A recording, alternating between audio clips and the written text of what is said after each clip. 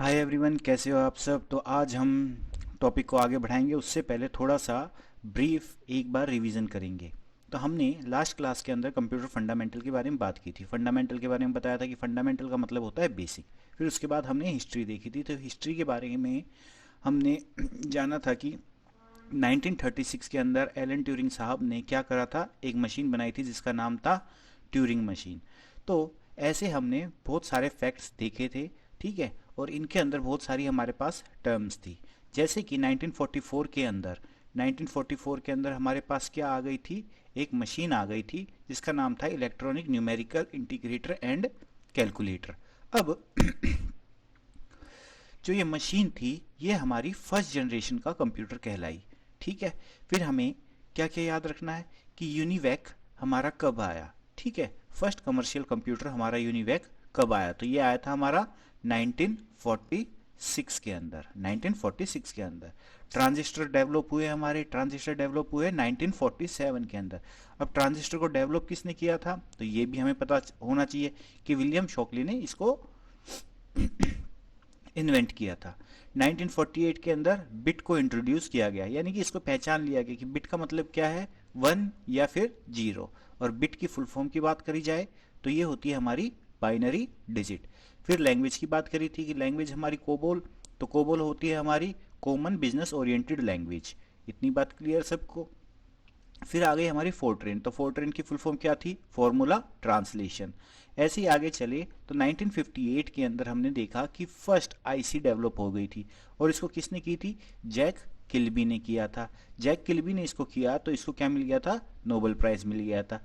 अब इस आईसी को हमने क्या और कहा था, कंप्यूटर चिप भी कहा था, ठीक है। 1964 के अंदर हमने देखा कि 1964 के अंदर बेसिक को बना लिया गया था। बेसिक की फुल फॉर्म क्या है, beginners all purpose symbolic instruction code.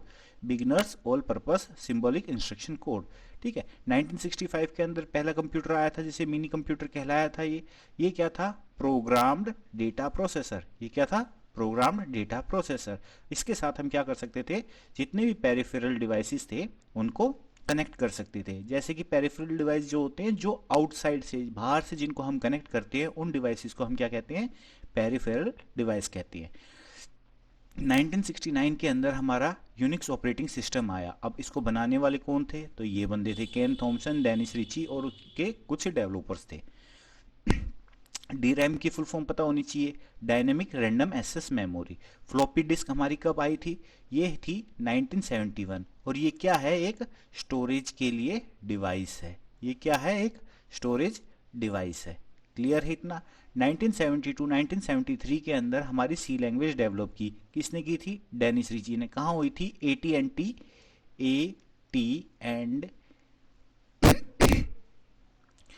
AT&T bell laboratories के अंदर। 1973 के अंदर हमारा इथरनेट डेवलप हो गया था, करने वाला रॉबर्ट मेटकाल्फ था। 1976 के अंदर एप्पल फाउंड कर ली गई थी, यानी कि जो कंपनी हमारे सामने इतने बड़े बड़े फ़ोन और महंगे महंगे फ़ोन लेकर आती है, वो कंपनी कब फाउंड हुई थी, 1976 के अंदर।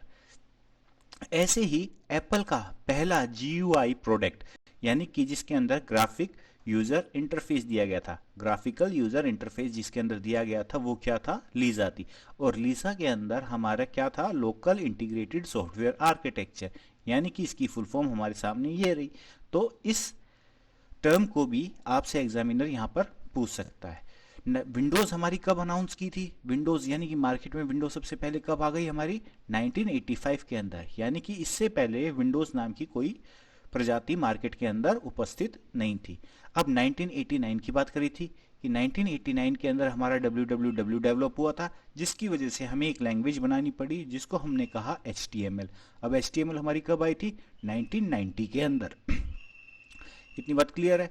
अब गूगल सर्च इंजन जो है, गूगल सर्च इंजन को सर्जी ब्रिन और लैरी पेज ने बनाया था, ठीक है, 1996 के अंदर। वाईफाई की फुल फॉर्म पूछ सकते हैं आपसे, तो वाईफाई की फुल फॉर्म होती है हमारी वायरलेस फिडिलिटी। फिडिलिटी का मतलब होता है लॉयल, फिडिलिटी का मतलब होता है लॉयल, लॉयल मतलब वफादार। 2000 के अंदर हमारी विंडोज 2000 आई थी, सी हैश आया था और पेंटियम 4 आया था।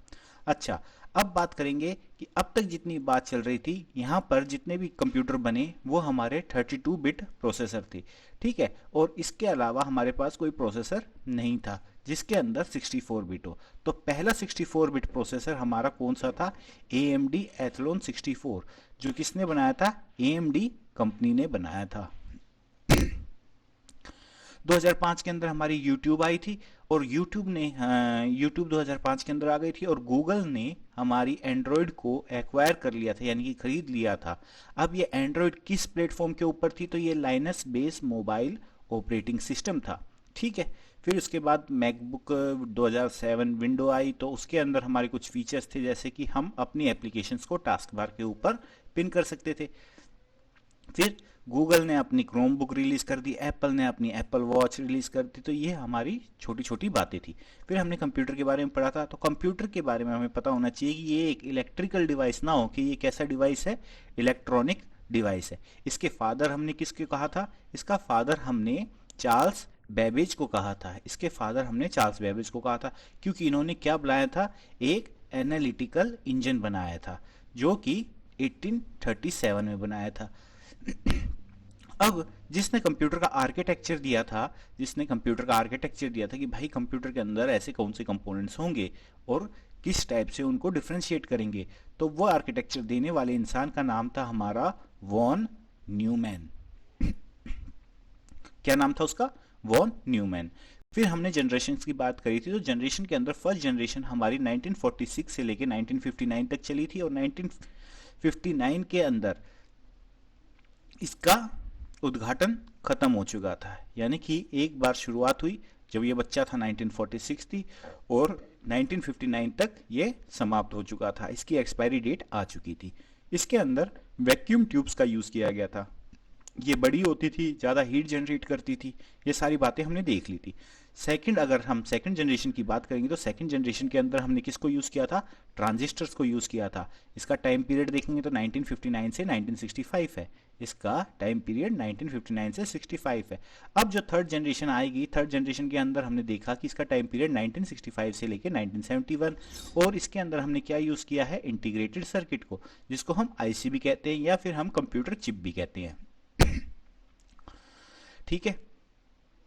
फोर्थ जनरेशन की बात करेंगे, तो फोर्थ जनरेशन के अंदर 1971 से 1980 तक ये जनरेशन हमारी चलती रही। अब इसके अंदर IC को रिप्लेस किसने कर दिया था? VLSI ने। और हमें इसकी फुल फॉर्म भी पता होनी चाहिए, तो इसकी फुल फॉर्म हमारे सामने लिखी हुई है कि very large scale integrated circuit.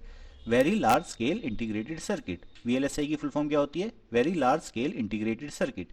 सभी बच्चों को याद होनी चाहिए ये। फिफ्थ जनरेशन की बात करेंगे, तो फिफ्थ जनरेशन के अंदर VLSI की जगह हमारा क्या आ गया था? ULSI। अब याद करने का तरीका देख लो, VU के टीवी आते हैं, तो पहले V आया था, उसके बाद U आया था। क्लियर है इतना? तो यहां तक हमने इस टॉपिक को आराम से देख लिया था। अब हमें अपना नेक्स्ट टॉपिक शुरू करना है, जिसका नाम है कंप्यूटर टाइप्स, ठीक है। अब टाइप्स के अकॉर्डिंग आप देखोगे तो टाइप्स क्या होती हैं हमारी? बेसिक बात इसके अंदर क्या होगी पता है? कि ना, अगर आपके पास पैसा कम है तो आपके पास जो कंप्यूटर होगा वो सस्ता होगा, और सस्ते कंप्यूटर के अंदर सस्ता माल लगेगा, यानी कि उसकी पावर जो होगी वो कम होगी। पैसा ज़्यादा है तो आपके पास पावरफुल प्रोसेसर होगा, तो उसकी कंप्यूटिंग पावर हमारी ज़्यादा होगी। तो बस इन्हीं चीज़ों से हमने इनको डिफ्रेंशिएट कर दिया अलग अलग टाइप्स के अंदर। एक को कहा हमने पर्सनल कंप्यूटर, एक को कहा वर्क स्टेशन, एक को कहा मिनी कंप्यूटर, एक को कहा मेन फ्रेम, एक को कहा सुपर कंप्यूटर। अब जो सुपर कंप्यूटर है वो तो सबसे फास्टेस्ट है, हम सबको पता है कि सुपर कंप्यूटर हमारा सबसे फास्टेस्ट है। इससे फास्टेस्ट हमारे पास कुछ भी नहीं है कंप्यूटर्स के अंदर। अब अगर पर्सनल कंप्यूटर की बात करेंगे, तो जो कंप्यूटर आप यूज करते हो उसे हम पर्सनल कंप्यूटर कहते हैं, यानी कि इसके अंदर जो कंप्यूटिंग पावर होती है हमारी वो ठीक ठाक होती है, जिससे हम छोटे मोटे प्रोग्राम्स को चला सकते हैं। जैसे कि वर्ड फाइल खोलनी हो, अकाउंटिंग का कोई काम करना हो, या फिर थोड़े मोड़े छोटे मोटे गेम खेलने हो, तो ये सारे काम हम इसके अंदर कर सकते हैं। तो यही इसके बारे में लिखा हुआ है कि it is a single user computer system having moderately powerful micro processor. ठीक ठाक इसका प्रोसेसर होता था जिससे हम इस पे काम कर सकते थे, और इसको ऑपरेट सिंगल यूजर ही करता था, यानी कि मल्टीपल यूजर्स के लिए ये एक साथ ऑपरेशनल नहीं था। अब वर्क स्टेशन की बात करेंगे तो वर्क स्टेशन क्या था कि ये भी हमारा सिमिलर था पर्सनल कंप्यूटर की तरह ही, लेकिन इसके अंदर जो माइक्रो प्रोसेसर था वो ज़्यादा पावरफुल होते थे। अब ज़्यादा पावरफुल होंगे तो इसके अंदर हमारे पास GUI को भी यूज़ कर सकते हो आप, ग्राफिकल यूज़र इंटरफेस को भी। अब आपने देखा होगा कि कुछ डेस्कटॉप जो होते हैं हमारे, उनके अंदर हमारे हाई एंड के जितने भी गेम्स होते हैं वो चल जाते हैं, लेकिन हमारे कुछ सिस्टम्स ऐसे होते हैं जिनके अंदर वो गेम नहीं चलते। अब ये बताओ मुझे, एक सिस्टम है जिसके अंदर 2 GB रैम यूज़ कर रहे हो, एक सिस्टम है जिसके अंदर 32 GB रैम यूज़ कर रहे हो, तो अब कॉस्ट का फर्क पड़ गया भाई। 2 GB रैम वाला जो सिस्टम होगा वो सस्ता होगा, जबकि 32 GB रैम वाला सिस्टम हमारा महंगा होगा। अगर मैं यहाँ पर दो प्रोसेसर्स की बात करूँ, मैंने कहा कि यहाँ पर मैं एक AMD का प्रोसेसर लेता हूँ जिसको हम कहते हैं 3200G, ठीक है, और एक AMD का प्रोसेसर लेता हूँ जिसको मैं कहता हूँ कि ये है मेरे पास 5700G। अब देखो, कंपनी ने दो प्रोडक्ट बनाए हैं तो दोनों प्रोडक्ट के अंदर कुछ डिफरेंस होगा। तो ऐसे ही हमारा जो वर्क स्टेशन था और पर्सनल कंप्यूटर था, इनके अंदर जो प्रोसेसर्स यूज होते थे उनके अंदर भी दिन रात का अंतर होता था, जिससे इनकी कंप्यूटेशन पावर एक के अंदर कम होती थी, एक के अंदर ज़्यादा होती थी। इतनी बात सबको क्लियर आ गई। अब बात करते हैं मिनी कंप्यूटर की। अब मिनी कंप्यूटर जो है, इसके अंदर मल्टी यूजर्स एक साथ काम कर सकते थे। मिनी कंप्यूटर जो था, इसके अंदर मल्टी यूजर्स एक साथ काम कर सकते थे और ये सपोर्ट भी करता था, ठीक है, ये कैपेबल था सपोर्ट करने को हंड्रेड्स ऑफ यूजर्स साइमल्टेनियसली, यानी कि एक साथ 100-200 आदमी इसके ऊपर आराम से इजीली काम कर सकते हैं। वहीं पे अगर मेन फ्रेम कंप्यूटर को देखेंगे तो मेन फ्रेम कंप्यूटर क्या है, ये भी हमारा मल्टी यूजर है, ठीक है, कि आपने क्या किया, एक जगह बड़ा सा कंप्यूटर का बक्सा बनाया जिसके अंदर पावरफुल प्रोसेसर रखा और बाकी आपके 50 एम्प्लॉय, उनके लिए आपने डिफरेंट डिफरेंट स्क्रीन रख दी। तो ये हमारा क्या बन गया, मेन फ्रेम कंप्यूटर। अब आपने सीपीयू तो एक ही बनाया है, अब उस सीपीयू को कितने बंदे यूज कर रहे हैं, 50 बंदे यूज कर रहे हैं आपकी कंपनी के अंदर। तो इससे बेनिफिट क्या हुआ कि हर किसी अलग इंडिविजुअल के लिए हमें क्या नहीं खरीदना पड़ेगा, सीपीयू नहीं खरीदना पड़ेगा। आप अगर 50 बंदे हैं तो 50 बंदों के लिए आप क्या करते हो कि 50 सीपीयू लेकर आते हो। अब मानो एक सीपीयू है जो मॉडरेट, जिसकी अच्छी खासी पावर है, ठीक है, उसका प्राइस मान लो 20,000 रुपये है, लेकिन आप एक प्रोसेसर ऐसा लेके आते हो जो एक ही प्रोसेसर इन 50 बंदों का काम कर दे, जिसकी प्राइस आपकी 2 लाख हो। तो आप ये बताओ मुझे, यहाँ पर कितनी इन्वेस्टमेंट है और यहाँ पर कितनी इन्वेस्टमेंट है, फर्क आ जाएगा दिन रात का इसके अंदर, ठीक है। एक 20 लाख का पड़ेगा और एक 2 लाख रुपए का पड़ेगा।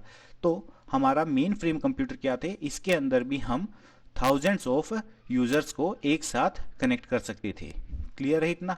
अब जो सुपर कंप्यूटर था हमारा, सुपर कंप्यूटर एक्सट्रीमली फास्ट होते हैं, सबको पता है। इनका यूज हम कहाँ पे करते हैं, जिस तरह की हमें वेदर फोरकास्टिंग करनी हो या फिर कोई मैथमेटिकल कैलकुलेशंस करनी हो, जैसे कि अगर हमें यहाँ पर अगर रॉकेट छोड़ना है तो उसके लिए टाइम जो होता है बहुत ज़्यादा इंपॉर्टेंट होता है। तो वहाँ पे माइक्रो सेकंड्स के अंदर हम काम करेंगे या फिर नैनो सेकंड्स के अंदर काम करेंगे, तो वहाँ पर हमारे पास जो वैल्यूज़ हैं वो उनकी एक्यूरेसी जो है वो करेक्ट आनी चाहिए। तो ऐसे कंप्यूटर्स हमारे पास जो होते हैं उनको हम क्या कहते हैं, सुपर कंप्यूटर कहते हैं। सबको डिफरेंस समझ में आ गया, क्लियर है टॉपिक। अब बात करते हैं, देखो मैंने बात करी थी स्टार्टिंग के अंदर जब कंप्यूटर वर्ड की डेफिनेशन दे रहे थे तो वहां पर आर्किटेक्चर वर्ड का यूज किया था। अब आर्किटेक्चर का मतलब क्या होता है, आर्किटेक्ट नाम सुना है आपने। अब आर्किटेक्ट नाम सुना होगा तो आपको पता होगा कि आर्किटेक्ट का काम क्या होता है, नक्शा बनाना, यानी कि एक ब्लूप्रिंट तैयार करके देता है और उस ब्लूप्रिंट को हम क्या कह देते हैं, नक्शा कह देते हैं, ठीक है। तो ऐसे ही जो वॉन न्यूमैन थे हमारे, वॉन न्यूमैन थे, उन्होंने भी कंप्यूटर का आर्किटेक्चर बनाकर दिया था। अब उसने क्या कहा था इसके अंदर कि भैया हमारे पास एक चीज होती है जिसे हम इनपुट यूनिट कहते हैं, एक चीज होती है जिसे आउटपुट यूनिट कहते हैं, और एक चीज ऐसी होती है जिसको हम सीपीयू कहते हैं, ठीक है। और इस सीपीयू के साथ हमारा क्या कनेक्ट होती है, मेमोरी कनेक्ट होती है। तो ये आर्किटेक्चर हमारा किसने दिया था, वॉन न्यूमैन ने दिया था।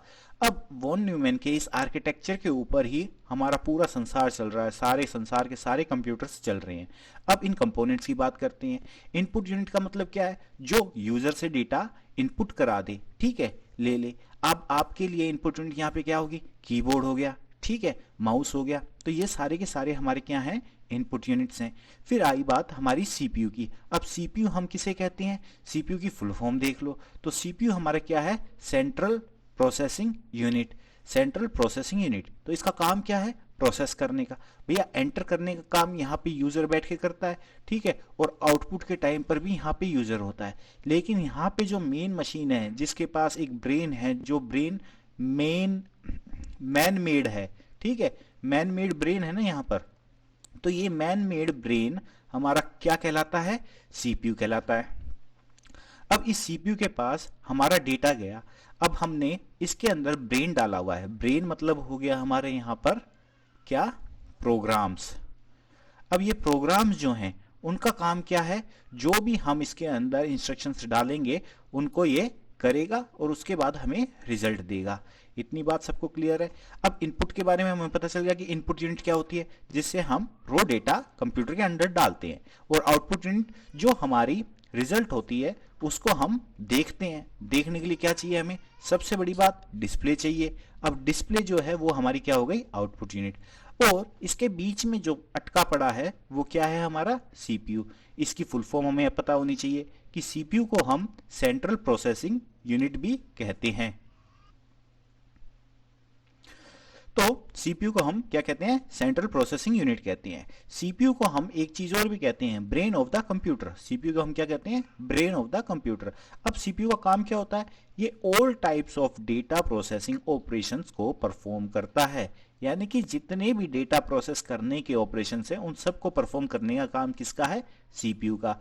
इसका काम क्या है, और डेटा को स्टोर करना। अब आप क्या करते हो कि पेन ड्राइव के अंदर मूवी लेके आते हो और स्टोर कर देते हो, तो वो मूवी आपकी कहाँ पे स्टोर होती है, आपकी मेमोरी के अंदर होती है। वो मेमोरी किससे अटैच होती है, सीपीयू से। ऑर्डर कौन देता है, सीपीयू ऑर्डर देता है कि हाँ जा भाई इसकी मूवी डाउनलोड करके साइड में रख दे, ठीक है। तो it stores data, intermediate results. Intermediate results जो होते हैं वो क्या होते हैं, अब मानो कि आपने क्या करा, a plus B is equal to C, ठीक है, 1 प्लस 2 आपने ये डेटा इनपुट कराया था, ठीक है। इसके लिए ये प्रोग्राम आपने पहले से लिखा हुआ है, ये प्रोग्राम आपने पहले से लिखा हुआ है। अब इस प्रोग्राम के अंदर आपने 1 प्लस 2 तो डाल दिया, अब इस प्लस का ऑपरेशन का आपने प्रोग्राम लिखा हुआ है, तो ये रिजल्ट हमारा सी के अंदर चला जाएगा। सी इज इक्वल टू हमारा 3 हो जाएगा, सी इज इक्वल टू 3 हो जाएगा। अब ये सी इज इक्वल टू 3 हो गया। अब आपको इस डेटा को किसके साथ ऐड करना है, एक डी वेरिएबल है जिसके अंदर आपने डेटा डाला 4, और आप कहते हो कि मुझे c प्लस डी की वैल्यू भी बताओ, यानी कि ये वैल्यू हमारी e के अंदर स्टोर हो जाएगी। यानी कि 7 रिजल्ट जो हमारा आएगा वो हमारे को आउटपुट में दिखाई देना चाहिए। लेकिन एक बात बताओ, अगर मैंने यहाँ पर 1 प्लस 2 ऐड किया है तो ये जो डेटा है 3, ये क्या कहलाएगा, ये हमारा कहलाएगा यहाँ पर इंटरमीडिएट रिजल्ट, क्योंकि इसको स्टोर करा है, इसको हमने स्टोर किया है, इसको हमने यूज नहीं किया, हमने इसको स्टोर किया और इसको फर्दर किसके साथ ऐड किया है, वेरिएबल डी के साथ। तो इससे हमारा रिजल्ट जो फाइनल आया ई के अंदर वो क्या आया, ई के अंदर आया हमारा रिजल्ट 7, ठीक है। और इसका काम क्या होता है, इंस्ट्रक्शंस यानी कि प्रोग्राम्स को स्टोर करना, ठीक है। It controls the operation of all parts of the computer. Plus में ये सारे के सारे कंपोनेंट्स जो होते हैं उनके कंट्रोल्स को भी मैनेज करता है। क्लियर। अब सीपीयू के 3 कंपोनेंट्स होते हैं। अब इन 3 कंपोनेंट्स के बारे में भी हमें पता होना चाहिए कि भैया सीपीयू के अंदर 3 कंपोनेंट होते हैं। अब 3 कंपोनेंट कौन कौन से हैं, देखो, एक होती है हमारे पास कंट्रोल यूनिट, एक होती है अर्थमेटिक एंड लॉजिक यूनिट, और एक होती है मेमोरी यूनिट। अब जब अर्थमेटिक एंड लॉजिक यूनिट यानी कि एएलयू की बात करेंगे तो एएलयू को भी हम 2 पार्ट्स के अंदर डिवाइड कर देते हैं। पहला पार्ट क्या होता है, अर्थमेटिक सेक्शन, और दूसरा पार्ट क्या होता है हमारा, लॉजिक सेक्शन। अब अर्थमेटिक सेक्शन जो होगा उसको हम किस काम के लिए यूज में लेंगे, अर्थमेटिक सेक्शन को हम यूज करते हैं जितने भी हमारे ऐड ऑपरेशन हो गए, मल्टीप्लाई के हो गए, माइनस हो गए, जितने भी मैथ के जितने ऑपरेशन हैं हमारे, जैसे कि प्लस, माइनस, मल्टीप्लाई, डिवाइड, ठीक है। तो ऐसे वाले काम के लिए जो हमारा सेक्शन यूज करते हैं उसको हम क्या कहते हैं, यहां पर अर्थमेटिक सेक्शन कहते हैं। और वहीं पर लॉजिक सेक्शन क्या हो गया, जैसे कि हम देखते हैं ना, एंड, और, नॉट, यानी कि कंपेयर का काम हो, ठीक है, सिलेक्ट का काम हो या फिर मर्ज करने का काम हो, तो ये काम हमारा कौन सा सेक्शन करता है? लॉजिक सेक्शन करता है। तो एएलयू के अंदर हमने देखे कि दो तरीके के काम होते हैं। पहला काम अर्थमेटिक सेक्शन का, दूसरा काम लॉजिक सेक्शन का। अर्थमेटिक सेक्शन के अंदर हमारे जितने भी अर्थमेटिक ऑपरेशंस होते हैं उनको परफॉर्म किया जाता है, जबकि लॉजिक सेक्शन के अंदर जितने भी हमारे लॉजिकल वर्क्स होते हैं, जैसे कि कंपेयर करने का, सिलेक्ट करने का, मर्ज करने का, मैच करने का, तो ये सारे के सारे काम हमारे किसके अंदर होते हैं? लॉजिक सेक्शंस के अंदर। अब बात करते हैं मेमोरी और स्टोरेज यूनिट की। मेमोरी और स्टोरेज यूनिट की। अब मेमोरी क्या होती है? जिसके अंदर हम डेटा को स्टोर कर दिए उसको हमने मेमोरी कह दिया है, ठीक है। तो this unit can store instructions, इसके अंदर हम इंस्ट्रक्शंस को भी स्टोर कर सकते हैं, डेटा को भी स्टोर कर सकते हैं और इंटरमीडिएट रिजल्ट्स को भी स्टोर कर सकते हैं। This unit supplies information to other units of the computer. अब ये क्या करती है? ये इंफॉर्मेशन को सप्लाई करती है अदर कंपोनेंट्स को। जैसे कि अगर ये इंटरमीडिएट रिजल्ट आपको डिस्प्ले पे डिस्प्ले कराना है तो ये क्या कर देगी? इसको ट्रांसफर कर देगी जब भी हमें जरूरत होगी। It is also known as internal storage unit. अब इस यूनिट को क्या कहते हैं हम? Internal storage unit. और मेन मेमोरी और प्राइमरी मेमोरी या फिर रैंडम एक्सेस मेमोरी। अब देखो, एक ही मेमोरी के हमारे पास कितने नाम आ गए? एक हमने कहा रैम, एक हमने कहा प्राइमरी मेमोरी, एक हमने कहा मेन मेमोरी और एक कहा इंटरनल स्टोरेज, ठीक है। अब इट्स साइज अफेक्ट्स स्पीड। अब इसकी जो साइज होती है ना, वो स्पीड को भी अफेक्ट करती है, पावर को भी और कैपेबिलिटी को भी। भैया जितनी छोटी मेमोरी आप लेने जाओगे उसकी कॉस्ट उतनी ज़्यादा बढ़ जाएगी।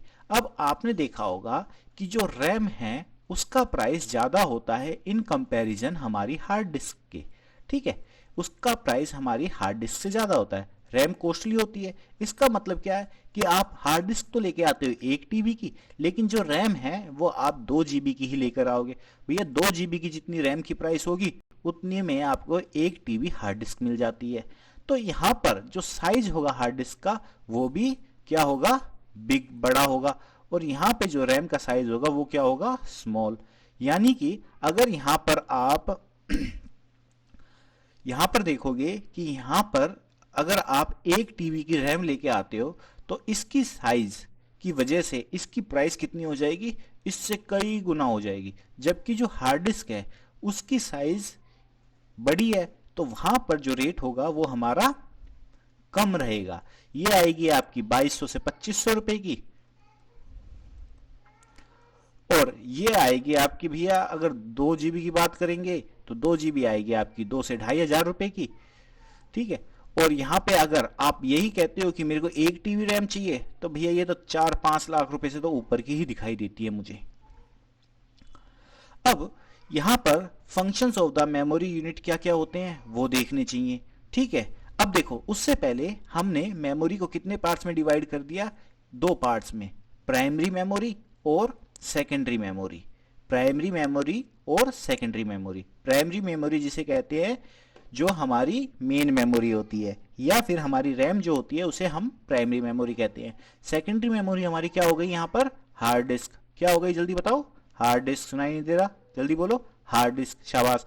अब ये सारे के सारे डेटा और इंस्ट्रक्शंस को स्टोर करती हैं, ठीक है। इंटरमीडिएट रिजल्ट्स को भी स्टोर करती हैं, फाइनल रिजल्ट्स को भी प्रोसेस करने के बाद स्टोर करके रखती हैं। All inputs and outputs are transmitted through the main memory. अब जितने भी इनपुट डाले हैं आपने वो सबसे पहले कहाँ जाते हैं? मेन मेमोरी के अंदर।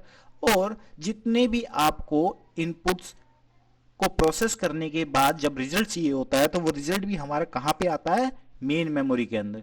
यानी कि अगर आपने यहाँ पे 2 प्रेस किया पहले तो ये पहले तो जाएगा हमारे रैम के अंदर, मेन मेमोरी के अंदर, यानी कि यहाँ पे 2 स्टोर हो गया। फिर उसके बाद आपने क्या करा कि इसको दोबारा से डिस्प्ले के ऊपर देखने के लिए एंटर प्रेस किया। तो जब एंटर प्रेस करोगे तो ये आउटपुट में जो रिजल्ट आएगा तो वो आउटपुट रिजल्ट के अंदर जो 2 आ रहा है ये भी हमारा कहाँ से आएगा? रैम के अंदर से आएगा, यानी कि प्राइमरी मेमोरी के अंदर से आएगा। अब इतनी बात क्लियर है।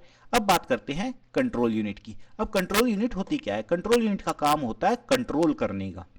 कंट्रोल नाम से ही पता चल रहा है कि कंट्रोल यूनिट का काम क्या है, कंट्रोल करने का। This unit controls the operation of all the parts of the computer but does not carry out any actual data processing operation। तो यहाँ पे डेटा प्रोसेसिंग ऑपरेशंस का काम किसका हो गया? यहाँ पर अर्थमेटिक लॉजिकल यूनिट का। अर्थमेटिक लॉजिकल यूनिट का यानी कि ALU का काम होता है डेटा को प्रोसेस करने का, जबकि कंट्रोल यूनिट का काम क्या होता है? कंट्रोल करने का। किसको?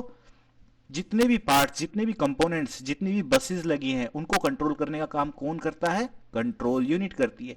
अब वहां पे आप फैन यूज कर रहे हो कंप्यूटर के अंदर जो प्रोसेसर के ऊपर लगा हुआ है, तो उसको कंट्रोल कौन कर रहा होगा? कंट्रोल यूनिट कर रही होगी। ठीक है, आपका जो इंटरफेस है, ऑपरेटिंग सिस्टम है, उस ऑपरेटिंग सिस्टम को मैनेज कौन कर रहा है? कंट्रोल यूनिट कर रही है।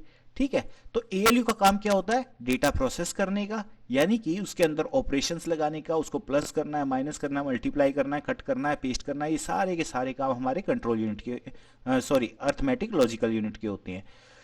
जबकि हमारी जो कंट्रोल यूनिट होती है उसका काम क्या होता है? केवल और केवल कंट्रोल करना। किसके ऑपरेशंस को? जितने भी कंपोनेंट्स हैं, जितने भी पार्ट्स हैं कंप्यूटर के, उनको। जैसे कि कीबोर्ड को कंट्रोल करना, ठीक है, माउस को कंट्रोल करना, तो उसी के बारे में यहां पे लिखा हुआ है।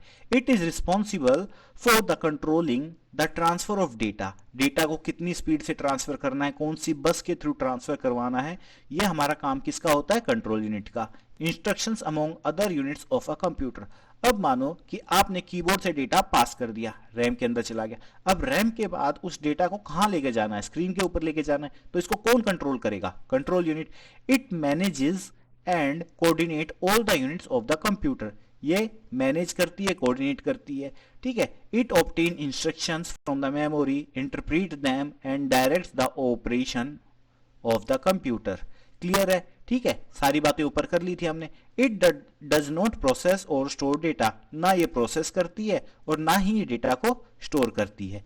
It communicates with input output devices for transfer of data और result of the to the storage. ठीक है, तो ये सारा काम हमारा किसका हो गया है? कंट्रोल यूनिट का। अब बात करते हैं आउटपुट यूनिट की। अब आउटपुट यूनिट क्या है? आउटपुट यूनिट हमारी वो होती है जिसको हम देखने के काम के अंदर लेते हैं। जैसे कि हमारी डिस्प्ले, मॉनिटर जिसे कहते हैं, LCD कह लो, LED कह लो, टीवी कह लो, कुछ भी कह लो, ये सारे के सारे हमारे क्या है? आउटपुट यूनिट्स हैं। अब आप प्रिंटर की बात करोगे तो प्रिंटर भी हमारा क्या है? आउटपुट यूनिट है। अगर आप स्कैनर की बात करते हो तो स्कैनर हमारा क्या है? यहाँ पर इनपुट यूनिट है। आगे भी इसके बारे में बात करेंगे। ठीक है, अब basic operations performed by computer. अब बेसिक ऑपरेशन जो परफॉर्म होते हैं, बेसिक का मतलब क्या हो गया? यहाँ पे 5-6 ऑपरेशन ही कंप्यूटर करता है, बाकी तो अंदर जो गंद मस्ती है उसके बारे में तो बात ही नहीं कर रहे हम। बेसिक क्या है भैया? डेटा को लेना। ठीक है, पहली बात क्या हो गई कि डेटा को लेना, टेक इनपुट। ठीक है, सबसे पहले कंप्यूटर का काम क्या है? कि डेटा लेना। अगर डेटा लेगा ही नहीं तो वो उसको प्रोसेस कहां करेगा, स्टोर कहां करेगा? ठीक है, ये काम तो कर ही नहीं सकता जब तक डेटा नहीं जाएगा उसके पास। तो फिर उसके बाद क्या करता है? वो डेटा को स्टोर करता है। अब स्टोर कहां करता है? रैम के अंदर ही करता होगा भाई। मेन मेमोरी में कोई भी डेटा आया है तो सबसे पहले रैम के पास जाएगा। रैम के पास जाने के बाद अगर आप ये कहते हो कि उस डेटा को मेरे को हार्ड डिस्क के अंदर रखना है, तो वो हार्ड डिस्क में परमानेंटली स्टोर कर देगा। लेकिन अगर वहां पे आपको कैलकुलेशंस करनी है, इसका मतलब क्या है? आपने डेटा इनपुट करा 2, तो ये मेमोरी में गया, मेन मेमोरी में। उसके बाद आपने क्या कहा? 2+3, आपने दूसरा डेटा डाल दिया, तो ये दूसरा डेटा भी हमारा मेन मेमोरी के अंदर आ गया। अब इसके बाद इसके ऊपर ऑपरेशंस लगे होंगे, अर्थमेटिक ऑपरेशंस जो ALU ने परफॉर्म किए होंगे। फिर ये रिजल्ट आया 5। अब इस 5 रिजल्ट को किसके पास सरपास कर दिया? कंट्रोल यूनिट ने। किसके पास कर दिया बताओ? डिस्प्ले के पास। तो ये डिस्प्ले के अंदर आपको डेटा दिख गया कि भैया आपने 2+3 को जब ऐड किया तो रिजल्ट आया हमारा 5। अब तीसरा काम क्या है? प्रोसेसिंग का। डेटा को प्रोसेस करेंगे भैया, पहले स्टोर करेंगे फिर उसके बाद प्रोसेस करेंगे। प्रोसेस करने का काम क्या हुआ? जो अभी अभी हमने बात करी है कि 2+3 को ऐड करना है, तो ऐड करने के लिए जो भी इंस्ट्रक्शंस हमने यूज करी है वो हमारा क्या हो गया? प्रोसेसिंग। ठीक है, फिर उसके बाद आउटपुट इंफॉर्मेशन। आउटपुट इंफॉर्मेशन की बात करिए यहां पर कि the process of producing useful information, कि जो इंफॉर्मेशन यूजर को चाहिए थी वो ही जनरेट करे। ठीक है, या फिर उसको डिस्प्ले करना है या उसको प्रिंट करना है, तो ये काम यूजर ही बताएगा उसको। और कंट्रोल करना वर्क फ्लो को, कंट्रोल द वर्क फ्लो। अब कंट्रोल वर्क फ्लो ये है कि अगर मानो आप एक जगह मूवी देख रहे हो, एक जगह ऑडियो सुन रहे हो, तो क्या ये पॉसिबल है एक ही स्पीकर से दो साउंड आए? तो उसका काम क्या है कि एक रिजल्ट जो सबसे लेटेस्ट होगा, या तो वो उसको ओपन करके छोड़ देगा आपके लिए, या फिर वो क्या करेगा कि दोनों को कंबाइन चला देगा। तो आपको क्या करना पड़ेगा, या तो ऑडियो को बंद करना पड़ेगा या वीडियो को। तो जो कंट्रोल करने का काम होता है ये भी हमारा किसका होता है, यहां पर सीपीयू का। तो आज की क्लास में इतना ही। नेक्स्ट क्लास में हम पढ़ेंगे इनपुट डिवाइसेस के बारे में। ठीक है, इनपुट डिवाइसेस के बारे में ब्रीफ में ही देखेंगे, इससे ज्यादा इसके अंदर कुछ है भी नहीं। तो तब तक के लिए बाय, टेक केयर, अच्छे से पढ़ते रहो, क्योंकि एग्जाम अब हमारे आने वाले हैं, फॉर्म भरने शुरू होने वाले हैं जल्दी से। ठीक है, तब तक के लिए bye, take care, good night.